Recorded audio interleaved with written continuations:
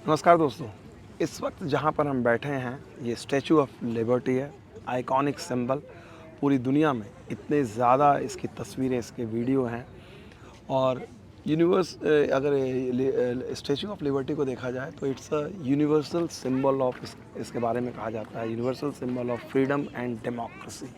तो चलिए, राजनीति के चक्कर में तो हम नहीं पड़ेंगे, हम क्रिकेट की बातें करते हैं। और यहाँ पर आप सोच रहे होंगे कि इस बैकड्रॉप को हमने क्यों लिया, तो इसकी वजह ये है कि हम चाहते हैं कि भारतीय क्रिकेट में भी भारतीय क्रिकेट को भी लिबरल होने की ज़रूरत है। ये भले ही डेमोक्रेसी से जुड़ा हुआ है, भारतीय क्रिकेट खासकर कोचिंग, भारतीय क्रिकेट में कोच कैसा हो, उसकी थॉट कैसी हो, वो फ्रीडम और डेमोक्रेसी, मतलब डेमोक्रेसी का मतलब हर किसी के मायने हैं, यानी टीम का मायने है, कोई बड़ा कोई छोटा नहीं। और इससे बेहतर बात क्या होगी। और इसी संदर्भ में हम गौतम गंभीर की बात करेंगे। गौतम गंभीर टीम इंडिया के लिए ओपनर की भूमिका निभा चुके हैं, उनके कामयाबी से आप परिचित भी हैं। आईपीएल में उन्होंने कप्तान के तौर पे 2 बार ट्रॉफ़ी जिताई और कोच के तौर पे उन्होंने इस साल ट्रॉफ़ी जिताई। और भारतीय क्रिकेट कोच बनने की दौड़ में वो सबसे आगे चल रहे हैं। वो बनते हैं या नहीं बनते हैं वो अलग बात है।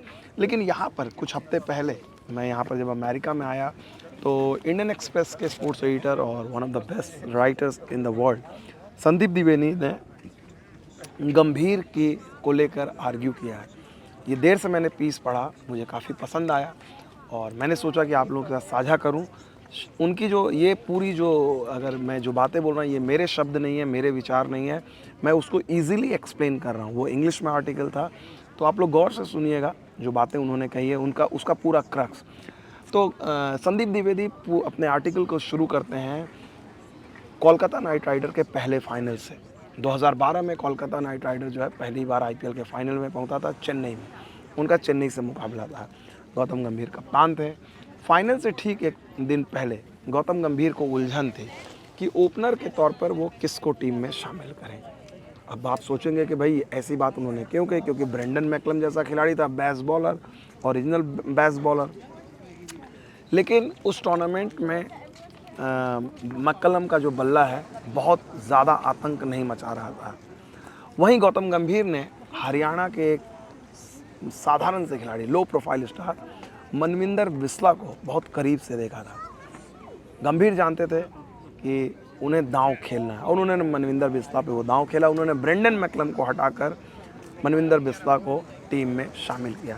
ये चौंकाने वाला फैसला था, लेकिन बिस्ला ने उस फाइनल में एक ज़बरदस्त पारी खेली।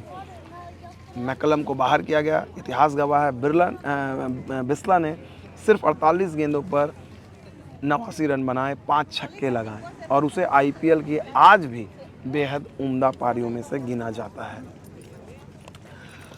कहा जाता है कि उसके बाद गौतम गंभीर के इस फैसले से ब्रेंडन मैकलम भी नाराज़ थे। आज वो ब्रेंडन मैकलम है जो इंग्लैंड टीम के कोच हैं, टीम यूनिटी की बात करते हैं, इंडिविजुअल सुपरस्टारडम की बात नहीं करते हैं।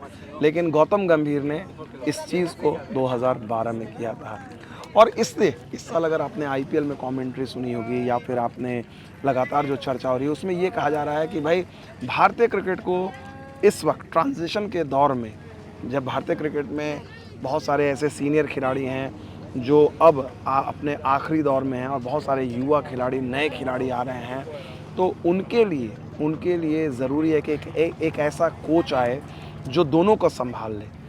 मतलब वो सीनियर के साथ भी तालमेल मिलाकर चल सके, वो जूनियर को भी गाइड कर सके।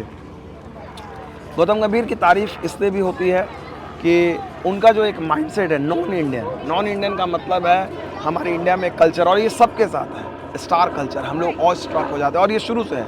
सुनील गावस्कर स्टार थे अपने दौर में, कपिल देव स्टार थे। स्टार के बीच में आज भले ही ये दिग्गज खिलाड़ी कुछ भी कहें, लेकिन उस ज़माने में भी इनके कॉन्फ्लिक्ट की, ईगो के टकराव की खबरें आती थी और ये सिलसिला चलता रहा। उसके बाद गावस्कर के बाद तेंदुलकर बड़े स्टार बने। फिर उसके बाद अगर आप देखा जाए तेंदुलकर के बाद एक जो टीम बनी, एक्चुअली देखा जाए तेंदुलकर के बाद जो नई सदी में जो टीम बने और टीम एक यूनिट की तरह खेली, वो टीम थी सौरव गांगुली की टीम, जहां पर बहुत सारे खिलाड़ी थे और सारे स्टार थे। सुपरस्टार भले ही सचिन तेंदुलकर थे, लेकिन उस टीम में राहुल द्रविड़, वीवीएस लक्ष्मण, युवराज सिंह, जहीर खान, इरफान पठान, बहुत सारे खिलाड़ी थे जो एक स्टैंड अलोन एक, और इससे उस टीम ने भी काफ़ी अच्छा किया।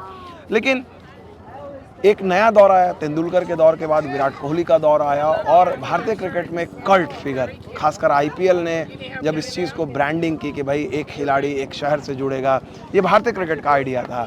और इसमें कहीं ना कहीं, अगर किसी ने सोचा नहीं होगा, लेकिन उसके बाद जो फैंस ने जिस तरह से बनाई चीज़ें कि वो एक खिलाड़ी विशेष के प्रशंसक बन गए, आप दूसरे खिलाड़ी के बारे में कोई भी फैसला लेने से सोचने लगे। तो खैर, हम उधर नहीं जाएंगे, हम संदीप द्विवेदी की जो आर्टिकल है उस पर बने रहेंगे।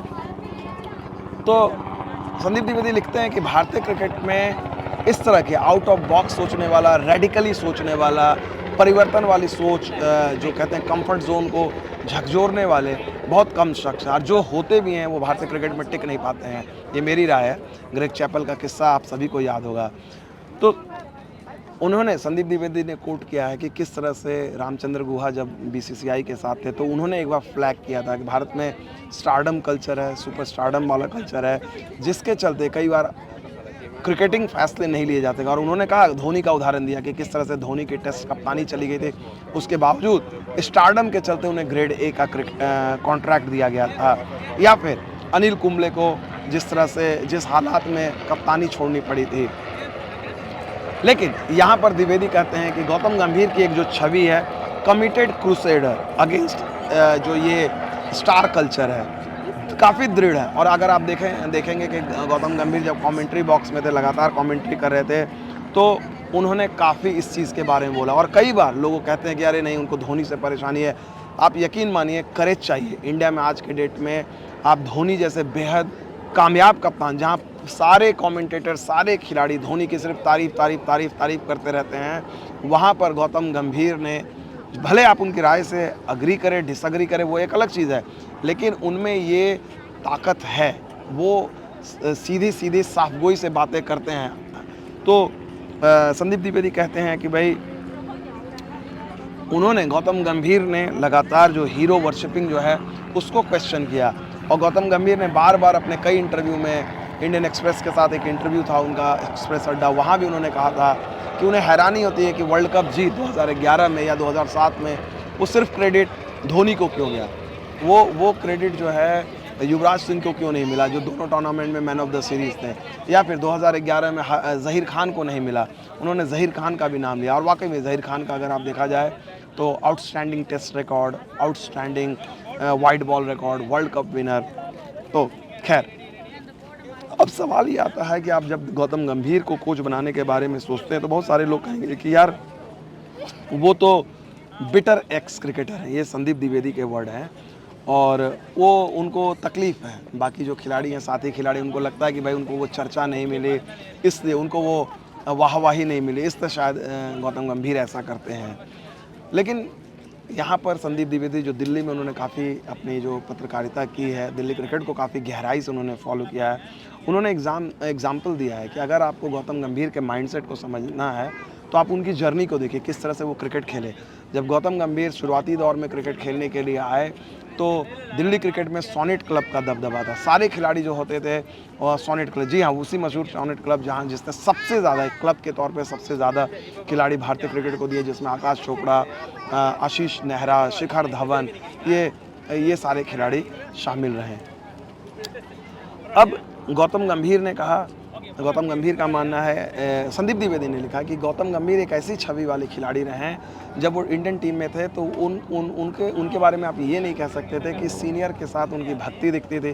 ज़्यादातर खिलाड़ी दो कैंप होता था, एक खिलाड़ी जो सीनियर के साथ भक्ति, नेट्स में भक्ति दिखाते थे, या दूसरे खिलाड़ी जो शाम में, जो स्टार खिलाड़ी थे, उसके साथ पार्टी में जाते थे, एक ग्रुप का हिस्सा होते थे। गौतम गंभीर इकलौते ऐसे खिलाड़ी थे जो किसी ग्रुप में नहीं थे। दूसरी चीज़, जो सबसे अहम चीज़ है, ये संदीप द्विवेदी के मुताबिक गौतम गंभीर जो हैं फुट सोल्जर, यानी जो एक सेना का जवान होता है, सेना के जवान की तरह थे। उनको पता था कि मैं देश के लिए खेल रहा हूँ, मैं कंट्री के लिए खेल रहा हूँ, मुझे हीरो नहीं बनना है, मुझे देश के लिए काम करना है। और प्रॉब्ली, ये मेरे वर्ड है, प्रॉब्ली इसी माइंडसेट ने उन्हें 2011 में एक शानदार पारी खेलने का मौका दिया, और उन्होंने खेला दबाव वाले लम्हों में। जो आईसीसी के जो बड़े टूर्नामेंट होते हैं, वहाँ पर गौतम गंभीर के बारे में ये कहा जाता है कि वो फ्रीज नहीं होते हैं। उन्होंने जब जब दबाव सबसे ज़्यादा रहा वहाँ खेला है।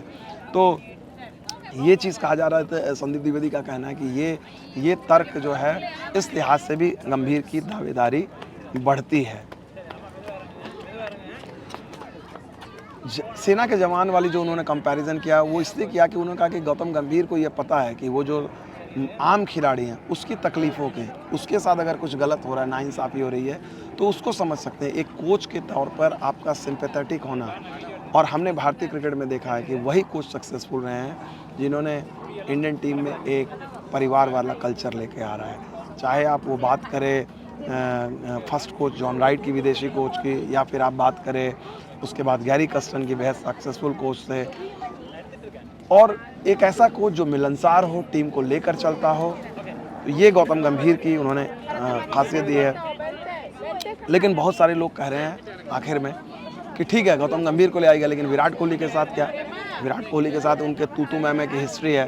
संदीप द्विवेदी का तर्क है कि भैया इससे घबराना नहीं है। विराट कोहली के साथ जो बातें मीडिया में दिखाई जाती हैं, ये जो दिल्ली क्रिकेट को जानते हैं, दिल्ली क्रिकेट में ये तू मैं गाली गलौज फील्ड में ये आम बात है। और उसके बाद जब क्रिकेट ख़त्म हो जाती है तो यही सारे खिलाड़ी छोले भटूरे साथ में मिलकर खाते हैं। अब बहुत सारे लोग, और उन्होंने ये भी तर्क दिया है कि भारतीय क्रिकेट में जब खिलाड़ियों का पर्सनल ईगो कुछ नहीं होता। भारतीय क्रिकेट में जब इक्वेशन बदलते हैं तो खिलाड़ियों का ईगो, उनकी सोच भी बदल जाती है। और उन्होंने एग्जांपल दिया कि आप देखिए बहुत सारे लोगों को लगता था कि विराट कोहली इतने दिन तक कप्तान थे, उसके बाद रोहित शर्मा कप्तान बनेंगे तो इनमें ईगो क्लैश होगा। लेकिन अभी आप देख लीजिए ये दोनों जिस तरह से आज के दौर में सबसे बड़े पिलर हैं, तो ये उन्होंने उदाहरण दिया। और इसमें वाकई में इसमें एक राहुल द्रविड़ की भी एक बहुत बड़ा योगदान है कि जिस तरह से उन्होंने पूरी टीम को यूनाइट रखने में एक अहम भूमिका निभाई। चलते चलते बहुत सारे लोगों को लगता है कि गौतम गंभीर जो मौजूदा कप्तान है रोहित शर्मा के साथ किस तरह तालमेल बिठाएंगे। देखिए वो तो कोई नहीं जानता है। हमने ये नहीं सोचा था कि राहुल द्रविड़ के साथ रोहित शर्मा की जोड़ी इतनी हिट होगी। लेकिन एक चीज़, अगर आप अतीत में जाएं तो रोहित शर्मा और गंभीर के जो रिश्ते हैं बेहद अच्छे हैं। और मुझे अगर जहाँ तक याद पड़ता है तो गौतम गंभीर पहले ऐसे खिलाड़ी थे जिन्होंने रोहित शर्मा के बारे में एक आर्टिकल लिखा था हिंदुस्तान टाइम्स में, फुल फ्लेजेड 1000 वर्ड का आर्टिकल लिखा था। उन्होंने कहा था कि रोहित शर्मा यारों के यार हैं। और उसके बाद अगर आप देखें ओवर द ईयर सब ने इस चीज़ को कहना शुरू किया रोहित के बारे में, उनकी रोहित की कप्तानी, रोहित के खेल और सब चीज़ में जो सबसे बड़ी बात उभर कर आई कि रोहित यारों के यार हैं। और इस चीज़ को हमने भी बहुत करीब से महसूस किया। तो ये थी गौतम गंभीर की बात। स्टैचू ऑफ लिबर्टी के सामने क्रिकेट की हमने बात की। उम्मीद करता हूँ कि आपको ये जो संदीप द्विवेदी का ये आर्टिकल था जिसको हमने रफली हिंदी में ट्रांसलेट किया, आपको पसंद आया होगा। आप अपनी राय हमें ज़रूर दें। चैनल को लाइक करें, सब्सक्राइब करें। Thank you so much. न्यूयॉर्क York iconic Statue of Liberty से Vimal Kumar, thank you very much.